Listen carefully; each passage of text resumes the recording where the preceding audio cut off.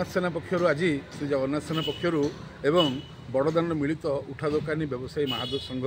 मिलित आनुकूल्य तथा पूर्व सचेतन नागरिक मैंने आज ओडिशार अबकारी और आईन मंत्री को भेट हलु पूरी पौरांचल समुद्र कूल जो मद कुटीर करने चाहूले से हटई कृतज्ञता ज्ञापन कलु धन्यवाद साधुवाद जनइलु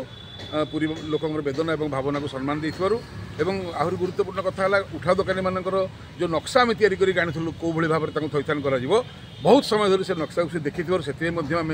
धन्यवाद देलु और सी आसिक फिल्ड उपर कहले मुझे जीवी आसेम्बली सैले फिल्ड उपर देखी से धन्यवाद देलु एवं आउ गोटे गुरुत्वपूर्ण कथा है आम आज दाबी कलु जे आमर जो 80,000 परिवार पुरी और पुरी आखपाख अंचल जगन्नाथ महाप्रभु संपत्ति उपर जो घर द्वार कर बिलवाड़ी कर चलुंट से जो समस्या वर्ष वर्ष धरी रही आज मैं अड़ी बसिलु जे बर्तमान यहाँ आपण समाधान करेंगे ना करेंगे ना शुणिले धैर्यर सहित जवाब देले एने बोधे आज ऑर्डर बाहर जोटे थाकर जहाँ आम पाखे अनुभूति अच्छी जे आग जगन्नाथ भी करेंगे मठ गुड़ाकर करेंगे और यूनिफॉर्म पुलिस जो भाई से कहले जो मैंने आगुरी अच्छा सी मुहर हस फुटिया जवाब देले आम गोटे माने आम कर्तव्यटा निहाती करवा या आम पूरी जाकि सर्वदलीय सबू दलर